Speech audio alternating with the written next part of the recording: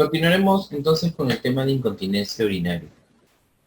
El tema de incontinencia urinaria, justamente como se estuvo revisando hace un momento, en relación a lo que vendría a ser la fisiología y la micción, justamente tiene una relación muy importante y es un tema también práctico, dentro de lo que vendría a ser la parte de ciencias básicas aplicadas, ¿no?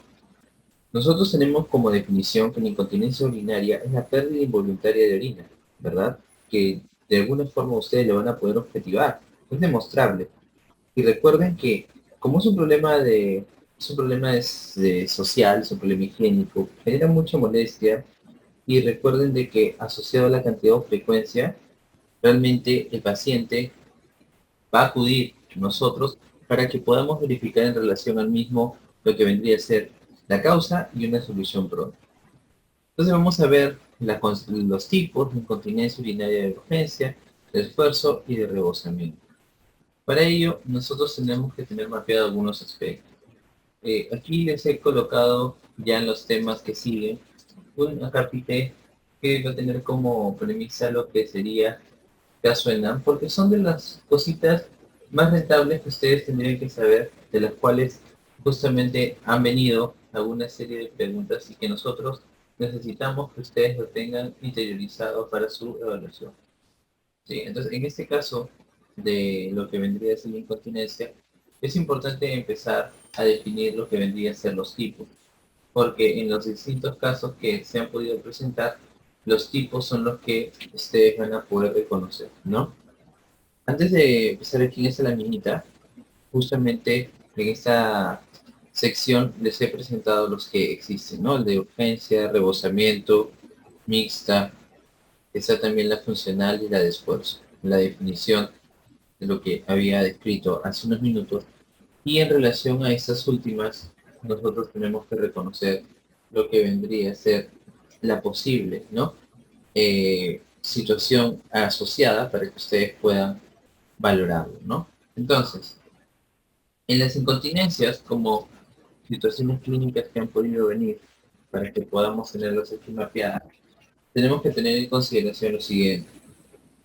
Como incontinencia urinaria, ¿ok? Vamos a tener la de urgencia, vamos a tener la de esfuerzo y vamos a tener la de rebosamiento, también llamado paradójico. En la de urgencia vamos a tener de dos tipos, de neurogénica y no neurogénica. En la de urgencia, en la de esfuerzo, vamos a tener como situación clínica asociada dos, ¿sí?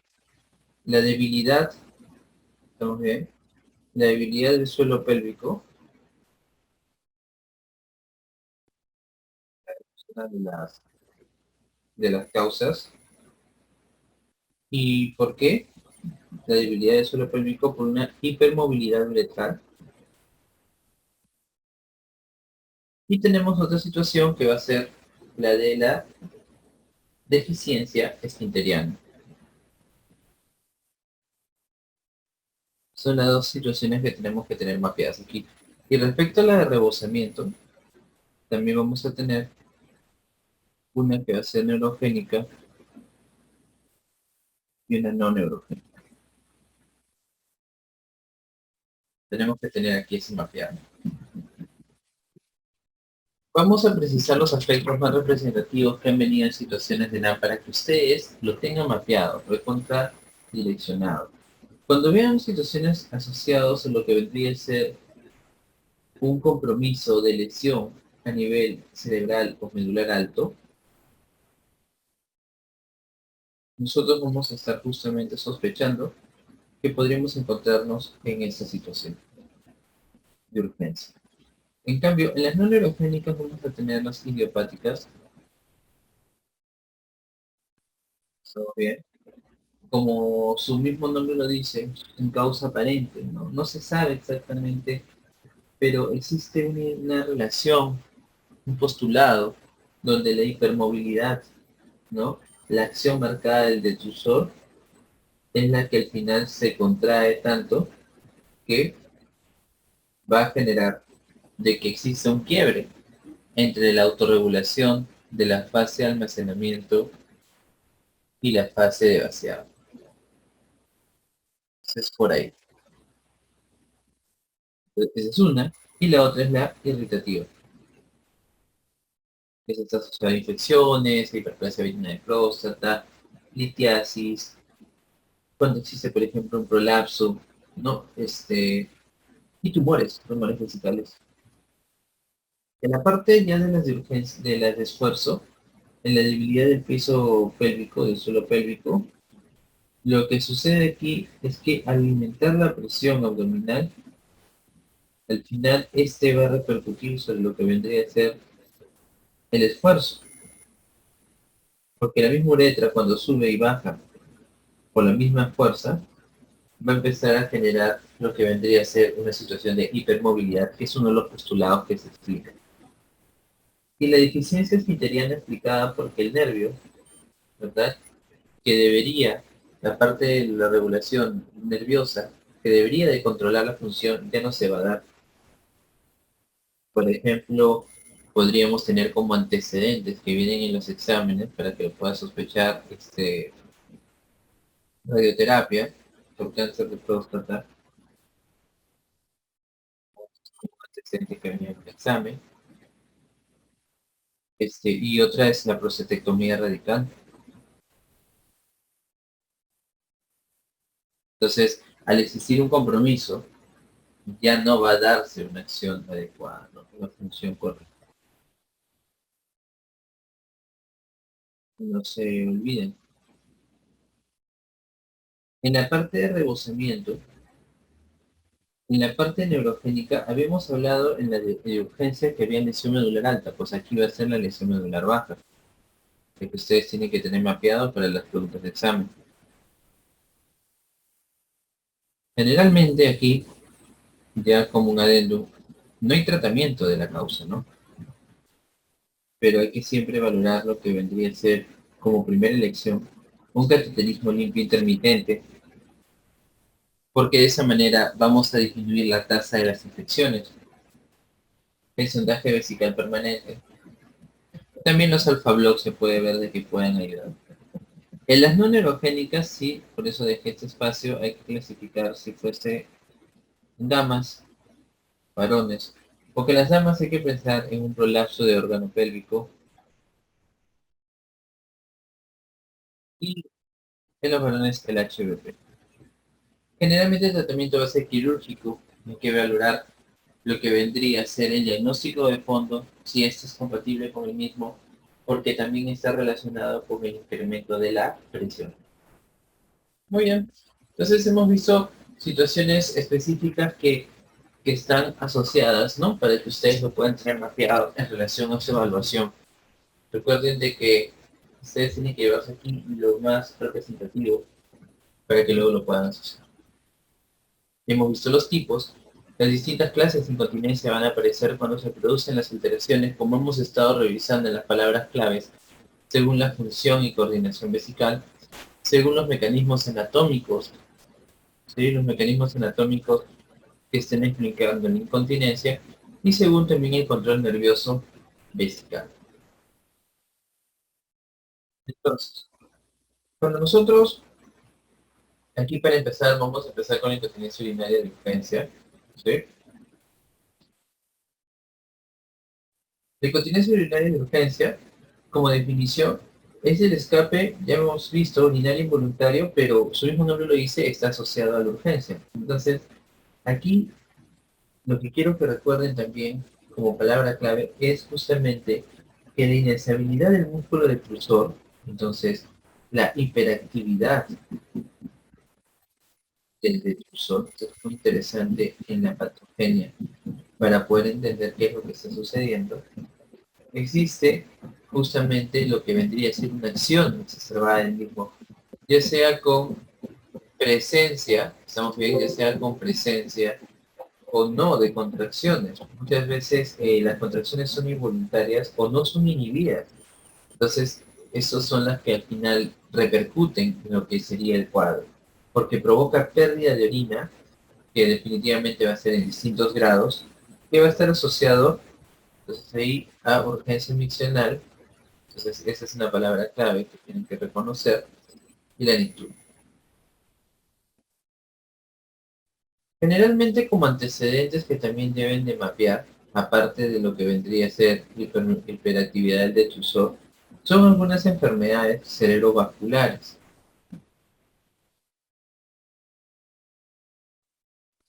Está asociada a otras causas que no sea accidentes cerebrovasculares, como cerebrovascular, Parkinson, esclerosis múltiple, Alzheimer. Claro que sí, puede ser causado por infecciones, por también efectos relacionados a previa obstrucción como el HF, litiasis, etc.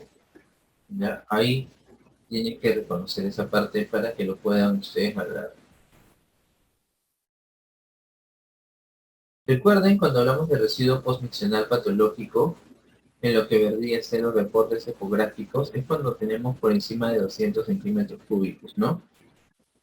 Recuerden, cuando el residuo es mayor de un tercio del volumen evacuado.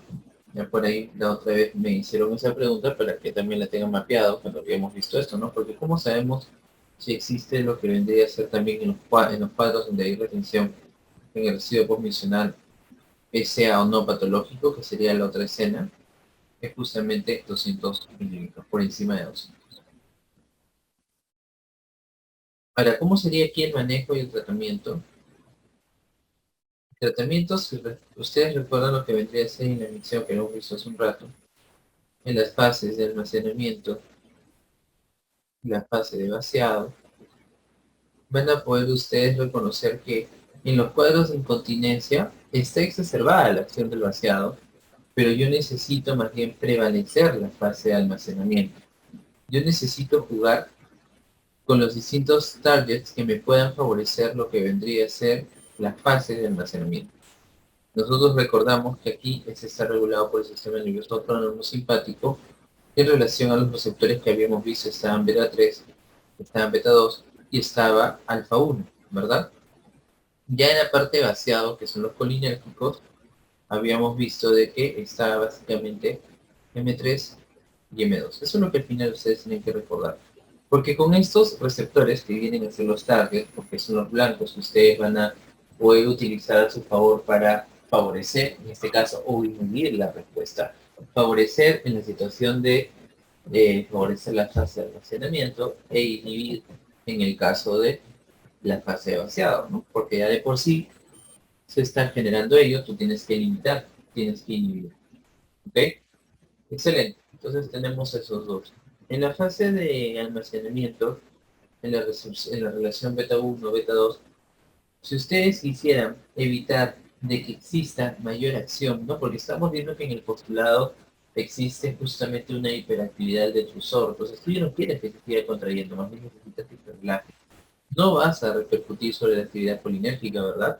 Lo que vas a necesitar es que la actividad simpática sea la que prevalezca. Entonces, si recordamos que el beta 3 y beta 2 favorecen en el músculo detrusor, porque la localización de estos dos está ahí, cuando se relaja lo que vendría a ser la fase de almacenamiento, entonces, ¿qué voy a hacer? Generar un efecto agonista en relación a ellos. Entonces, esa puede ser una buena estrategia, ¿verdad? Agonistas beta. Y hay un medicamento que ha venido que es el Mirabegrón. Si les preguntan con qué beta juega más, es con el beta 3. Pero también tiene relación beta 2. ¿Qué es lo que va a favorecer? Si les preguntan entonces, favorece la fase de almacenamiento, definitivamente. Y además lo puedes sacar por lógica, ¿no? ¿Cómo va a favorecer esto? Por una cascada, si les preguntan, asociada a segundo mensajero, que sería la MFC. ¿Estamos bien? Favorece la activación de la proteína quinasa A, generando lo que vendría a ser la relajación del músculo detrusor. Al final esto se explica con lo que vendría a ser la fase de almacenamiento. Eso sería en relación a los agonistas beta. Pero también tengo en la otra historia al colinérgico, ¿no? El autorregulador. Si yo sé en este caso que va a existir también una asociación importante porque este favorece la fase de vaciado y yo necesito más bien limitarlo, lo que voy a hacer es antagonizarlo, ¿no? Y al antagonizarlo, entonces, ¿qué vamos a poder encontrar? De que si yo limito la acción colinérgica, la que va a favorecerse es la acción adrenérgica. Entonces tendré que usar anticolinérgicos. Los anticolinérgicos son los fármacos que vamos a poder valorar. Si nosotros los utilizamos, vamos a bloquear, ¿no? En este caso el M3 es el que se encuentra en el músculo derecho. ¿Qué vas a hacer? Anticolinérgico M3, lo bloqueas. Lo bloqueas. Entonces, al bloquearlo, dejas libre a este y favoreces lo que vendría a ser, favorece también, por si acaso, la fase de almacenamiento. Lean bien las preguntas, porque limita la fase de vaciado. ¿Sí? Entonces tienen que leer bien la pregunta asociada al cuadro, porque a veces se preguntan qué favorece, qué limita, y ahí es cuando de repente no tenemos claro ello y nos puede generar algún problema. ¿Ya? Entonces tenemos eso también por ahí. Ahora, si les preguntasen en general en incontinencia, urinaria y urgencia, y en general, las primeras medidas no son farmacológicas, son higiénico-dietéticas, ¿no? Por si acaso, en relación con lo que vendría a ser ejercicios para lo que nosotros buscaríamos del suelo pélvico, ¿no?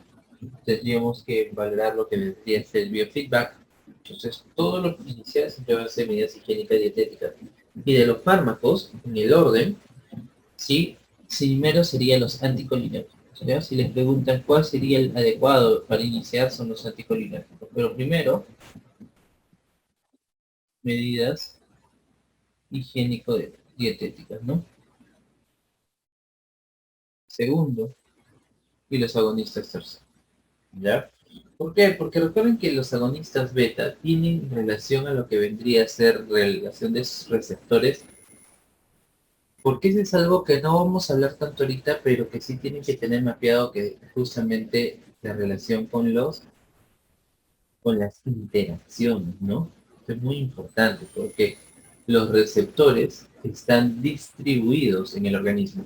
Entonces, cuando se genera un efecto agonista o antagonista, tiene que tener mapeado que ahí puede existir un efecto de asociación porque puede verse estimulado o inhibido, ¿no? Entonces, tiene que tener bastante cuidado ahí. Muy bien. Bueno, habíamos hecho la precisión en el cuadro entre lo que vendría a ser la relación neurogénica y no neurogénica, ya para que lo tengan por favor mapeado, y aquí ya saben el mecanismo fisiopatológico que acabamos de explicar. Los mecanismos causantes en la no neurogénica son generalmente infección, inflamación, litiasis, neoplasias y enfermedades que puedan generar asociarse a lo que vendría a ser un trastorno del sistema nervioso. En las lesiones cerebrales vamos a tener justamente las que van a producir una interrupción en las vías que conectan la corteza con el núcleo continuo y en consecuencia va a generar la pérdida del control voluntario. Porque recuerden, te había hablado, ¿no? De que en relación a lo que vendría a ser la parte cortical con el esfínter externo, va a existir sí un proceso de señalización para que al final se pueda dar lo que vendría a ser una ablación del breve, pero una estimulación del reflejo netamente voluntario somático, ¿no? Porque eso es lo que ustedes van a poder al final valorar ahí. El detrusor es hiperactivo, ¿verdad? Dentro de la patogenia hemos visto que es uno de los postulados. Y esto es por liberación de los centros superiores y persistencia de los arcos reflejos. Entonces, porque ese es autónomo, ¿sí? Entonces, la relación de lo que vendría a ser el control va a estar justamente asociado al mantenimiento, pero que ustedes tienen que llegar a controlar, ¿no? De la sinergia de los esfínteres. Porque necesita estar ahí regulado para que no se reproduzca lo que vendría a ser la pérdida de orina de manera constante. En las lesiones medulares, ¿verdad? En ese caso, sí vamos a poder tener lo que nosotros entenderíamos como altas y bajas, ¿no? Sobre todo, más que todo en este caso, las altas. Se van a localizar entre los centros friccionales del núcleo continuo. Entonces, en este caso, vamos a poder observar que va a existir una disinergia vesicoesfinteriana que va a condicionar a altos residuos friccionales. Entonces, hemos hablado que un residuo postmiccional va a ser patológico cuando sea mayor de 200. O si es mayor de un tercio del volumen hemático.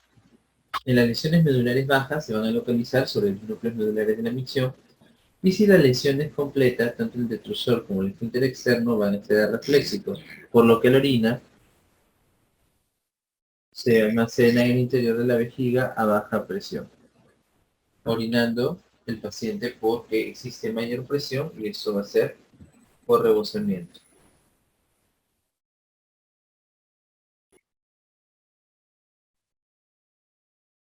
¿Ya?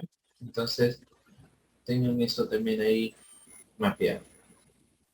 Ahí tenemos lo que vendría a ser una representación gráfica, donde podemos observar justamente las causas, ¿no? Que ustedes tienen que tener mapeadas que han venido, las diferencias, ¿no? A distintos niveles de control nervioso en relación a lo que vendría a ser la fisiología de la micción, cómo se van a conducir y al final van a explicar los diferentes tipos de incontinencia urinaria asociado a disfunción vesical. Por ejemplo, a nivel central tenemos la lesión de la membrana central, que son las causas más frecuentes por las cuales han tenido en preguntas para que ustedes ya las tengan ahí mapeadas: ACV, esclerosis, Alzheimer. En lo que sería la lesión de la neurona superior, tenemos las lesiones medulares traumáticas, las congénitas, esclerosis múltiples y neoplasias. Y en lo que vendría a ser lesión de la neurona inferior, tenemos las lesiones medulares traumáticas, las medulares congénitas, los traumatismos quirúrgicos, las neoplasias y la comprensión extrínseca, ¿no? La cual justamente está asociado a la hernia del disco, ¿no? Ahí podemos también ver la relación de las presiones sobre lo que vendría a ser la misma vejiga por la hipermovilidad, ¿no? Del mismo detrusor, la hiperactividad vesical, ¿no? Entonces, la urgencia motora, hay una contracción involuntaria del músculo detrusor. Miren, aquí existe mayor presión, ¿no? Al final existe una disinergia vesico-esfinteriana, porque va a haber una hiperactividad del músculo detrusor, pero genera un residuo porque ya va a existir lo que vendría a ser esa disinergia, ¿no? Esa relación que debería haber entre el esfínter y el detrusor se rompe. Y al final puede generar una incontinencia urinaria por rebosamiento, porque la capacidad vesical está tan aumentada y el esfínter llega a estar denervado que por el mismo hecho de rebosamiento, así mundo lo dice, porque superado el volumen va a empezar a eliminar la orina. Es muy interesante. Y es una serie de pasos que se van a dar en relación a la progresión también de la enfermedad, dependiendo mucho, como hemos visto, del daño respecto a los distintos niveles, ¿no? Por eso ahí ustedes tienen que entender, como acabamos de decir, ¿no? Si es lesión medular alta, generalmente vamos a ver disinergia vesicloesfinteriana, ¿no? Si nosotros vamos a ver, por ejemplo, que existe una lesión cerebral, muchas veces va a poder ser una relación solamente asociada a la hipermovilidad, y o también va a poder progresar a lo que vendría a ser una disinergia, pero empieza de esa forma. En cambio, la lesión medular baja, generalmente por rebosamiento. Tenemos que tener mapeado porque cada uno de ellos está relacionado con nuestro cuadro. Ahí está, solamente para que ustedes lo tengan nuevamente mapeado, ¿no? Las incontinencias, en este caso por la hiperactividad vesical, vejiga hiperactiva. Recuerden estas tres palabritas que a veces han venido en las preguntas, las rescatamos de ahí: frecuencia, urgencia y licturia, ¿no? Encuentras eso, al toque estás frente a lo que vendría a ser ese tipo de incontinencia. En los estudios de laboratorio, siempre en el análisis de orina, más que puedas darte cuenta si tiene un tipo o no de incontinencia, lo que tienes que descartar, recuerda, ya ha venido, porque se preguntó en un examen si era necesario ejecutar un examen de orina, y varios lo dejaron pasar. Y sí, sí hay que hacerlo para poder descartar si hay una infección urinaria, sobre todo cuando también puede existir una neoplasia concomitante. La medida de volumen miccional residual ya va a ser, como les dije, por ecografía, pero también pueden hacerlo por cateterismo uretral. Y tenemos el estudio urodinámico, ¿no?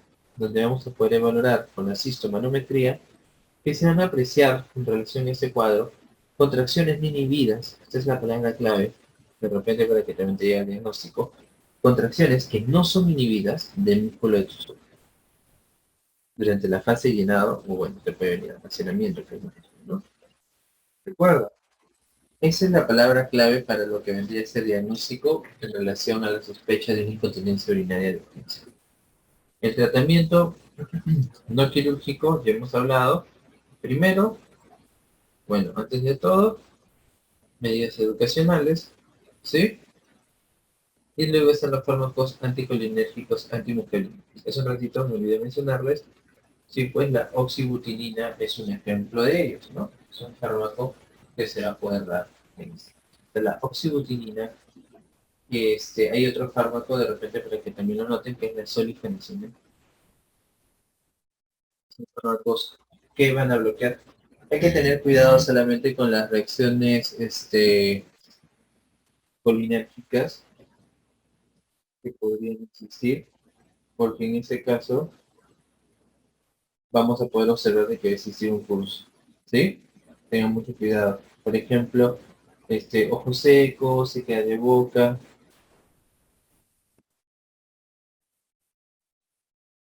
Como bien, muchachos, esa parte es muy importante que lo tengan cuidado, que tengan en consideración, porque a veces, cuidado en otras palabras, ¿no?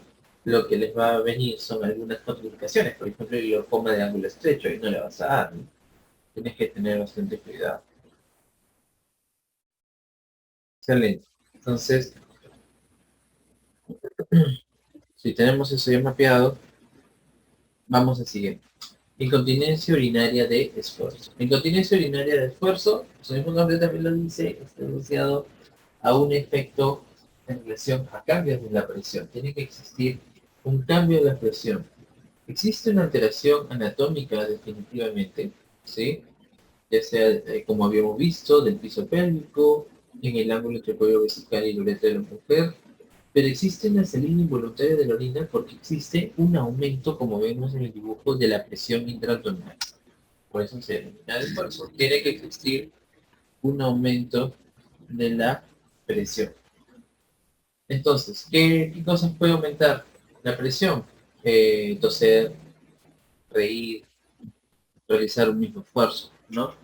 Cada una de estas son al final las que van a repercutir sobre lo que sería este cuadro.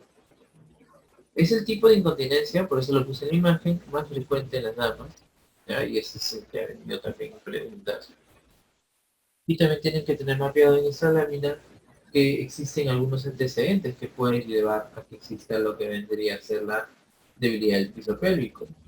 Por ejemplo, la multiparidad, las operaciones pélvicas, la obesidad, la caseta crónica, tabaquismo, menopausia, ¿no? Entonces son algunas de las consideraciones.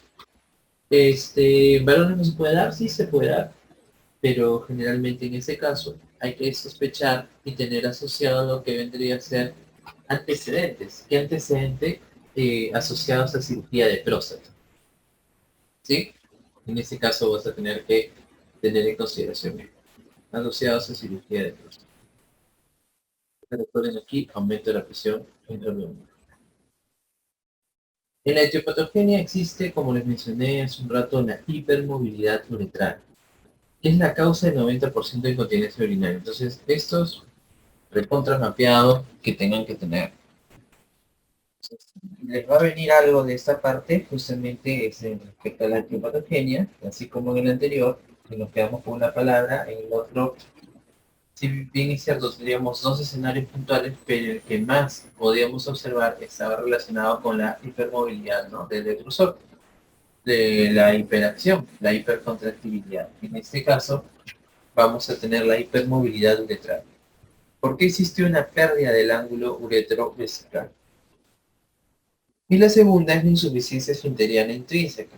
que esa sí está causada por cirugía, lesión congénita, trauma, radiación, deficiencia estrogénica también. Es decir, es una causa a tener en consideración, pero la que más tienen que reconocer es la primera. Tenemos entonces tipos aquí, desde el punto de vista de su clasificación. Tenemos la incontinencia genuina de esfuerzo, la propia, y la que esté asociada con una deficiencia esfinteriana intrínseca. En la primera, que es la variante más común, dicho sea de paso, vamos a tener que va a existir un cuadro donde existe una pérdida de la posición normal del cuello vesical y la uretra, donde vamos a tener entre las causas la debilidad y el acortamiento congénito de la vagina y la multiparidad y la menopausia. También podemos, y hay que tener pues, bastante cuidado con los que vayan a hacer gineco, la relación de las cirugías, ¿no? Porque pueden existir relación, ¿no? Con lo que vendría a ser algunas situaciones heterogénicas, lo que al final repercuta sobre lo que vendría a ser en la disfunción esfinteriana intrínseca vamos a tener una disfunción parcial o completa del esfínter interno. ¿Cómo va a ser el tratamiento? En este caso el tratamiento es conservador, básicamente, donde en un inicio, ¿no? Tratamiento conservador en un inicio, donde ustedes van a tener que buscar lo que es el fortalecimiento de la musculatura del suelo pélvico, eso va a ayudar bastante. Ahí están los famosos ejercicios de Kegel y los conos maquinales, ¿no? Definitivamente, por eso les dije que un inicio es lo que va a ayudar bastante. Tienen que valorar todas las distintas factores que estén contribuyendo con lo que vendría a ser un aumento de la presión. Es decir, la pérdida del peso, eliminar todos los hábitos que podrían contribuir con, este, por ejemplo, tabaquismo, ¿no? Tos crónica, etcétera, porque eso al final va a repercutir en ello. Pacientes que, por ejemplo, tienen usualmente constipación, ¿no? Estreñimiento, que también tenerlo mapeado, se tiene que preguntar para evitar de que ese cuadro se dé. Y tienes que tratarlo, sí, tienes que tratarlo. Y en el tratamiento farmacológico, su eficacia, si bien es cierto, se van a brindar, no es muy, no es adecuada, ¿no? Aquí, más bien la que va a tener mayor impacto y relevancia, sobre todo cuando existen casos moderados, severos, va a ser la cirugía. Sin embargo, podemos dar agonistas alfa-adrenérgicos porque al final van a tener un efecto sobre el esfínter interno. Habíamos visto que en el esfínter interno existe un alfa-1, ¿se acuerdan? Y el alfa-1 lo que favorece, ¿qué cosa es? La fase de simpático almacenamiento. Muy bien. Favorece la fase de almacenamiento. Por esa razón, si tú quieres que este prevalezca, vas a generar un efecto simpático positivo y de esta manera vas a evitar de que exista problema alguno. En relación a los estrógenos, por mejorar el trofismo del esfínter se puede dar también para mejorar el trofismo del esfínter uretral externo. Pero el que va a tener mayor implicancia e importancia, como les dije hace ratito, es la parte del tratamiento quirúrgico en relación a lo que nosotros reconoceríamos como severidad. Vamos a tener los casos leves y vamos a tener lo que vendría a ser los casos moderados y severos. En los casos leves, básicamente hay que eh, tener en consideración sobre todo las medidas conductuales, higiénico-dietéticas, pero ya en los moderados severos o los refractarios, los que no van a hacer efecto con los tratamientos que han iniciado, sobre todo farmacológicos, tienen que valorar la suspensión del cuello vesical, ¿no? Que es parte del tratamiento inicial, con la intención de recolocar el cuello vesical y la uretra en su posición retropúbica normal, ¿no? Porque eso es lo que se ha perdido, ¿no? Por eso existe la hipermovilidad.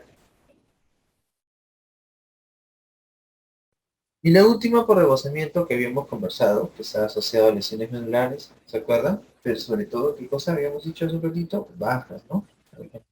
Para eso, el paciente no va a conseguir realizar una micción eficaz. La orina se acumula en la vejiga. Es decir, el disconfort aquí es de que el paciente no puede llegar a orinar hasta que realmente exista una relación asociada al incremento de la presión, porque va a existir tanto volumen que en un momento dado va a rebosar. Porque se acumula, hasta que la presión endovesical supera la presión del esfínter externo y recién se da lo que vendría a ser una salida de cantidad de orina. Los orígenes, origen neurogénico y no neurogénico. HBP, prolapsos. ¿Sí? Ténganlo copiado. Y en el tratamiento, asegurar el vaciamiento vesical mediante sondaje. En patologías neurológicas no existe tratamiento, ¿sí? Porque muchas veces, como saben, el compromiso puede ser tal que ya existe un periodo de inervación. Ahí hay que hacer lo que sería un autocateterismo intermitente. Pero en los no neurogénicos se hace sondaje, que es transitorio, y luego valoran lo que sería con una corrección quirúrgica de la causa obstructiva. Eso sería en relación a ello. Muy bien, entonces como hemos podido ver en esta parte en relación a las incontinencias, la parte quirúrgica per se de los procedimientos es algo más de especialidad. Ustedes tienen que saber este nivel, pero sí los postulados, ¿no? La relación de lo que nosotros entendemos como la etiopatogenia, cuáles son los factores que están contribuyendo, cuál es el modelo teórico que está explicando la causa de la misma enfermedad y luego con ello ustedes van a poder asociar, ¿no? Relacionar el mismo cuadro.